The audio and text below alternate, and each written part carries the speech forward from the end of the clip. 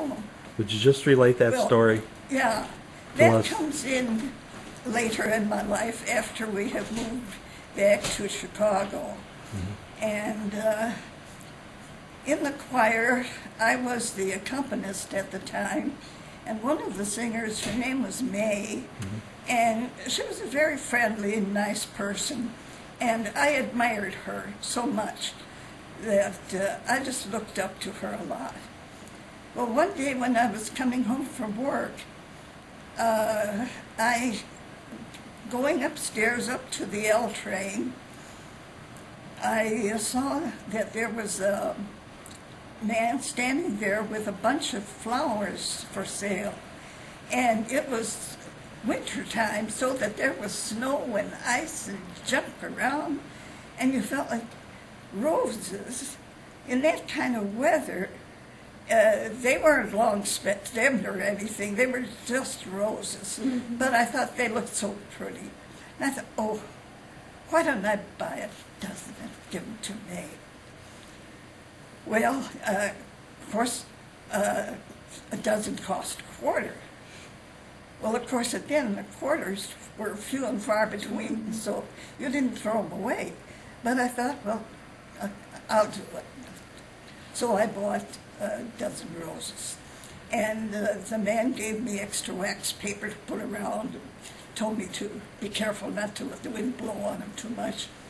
And I got home and told my mother that I was going out to May's place and bring her the flowers. This weather, you're going out again? I said, yes, Mom. If I leave them till tomorrow, they'll be dead. Let me go out there and get rid of them. So I got out there and took 2 streetcars and then had 3 blocks to walk beyond that. Wow. So I got to the place where May's address was, but May wasn't there, and her husband wasn't there, her little girl wasn't there.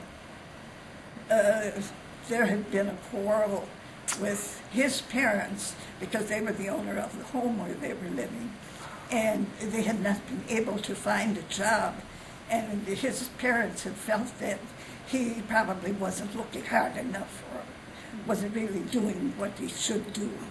So they were in trouble.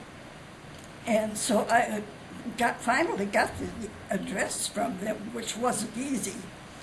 But then I walked back to Milwaukee Avenue where the address was, and it was an old house standing on a busy street, and there was no front entrance.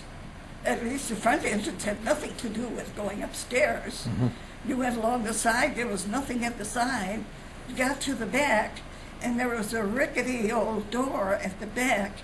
I managed to pull it open, and I looked, and there was a long stairway there. And I thought, well, that must be where they're living. And so I braved the whole thing and went up there. Well, her husband happened to be home. He says, well, May has gone over to her folks to see if she can borrow just a few dollars to carry us until we can get some work. And so things were pretty tight with them. And I says, oh, I felt so foolish coming with flowers. I thought flowers aren't what they need. Little did I realize what they needed. So I says, well, anyway, I brought these flowers for May. And he says, oh, if you knew what happened when May left. As she went out of the door, she said, I don't believe that there's one person on the face of this earth who cares whether we live or die. And then after May came home, they reported to me I was wrong. There was someone who cared for me. And of course that didn't mean I was the only one who cared, but I was the one who had the privilege of expressing my caring there.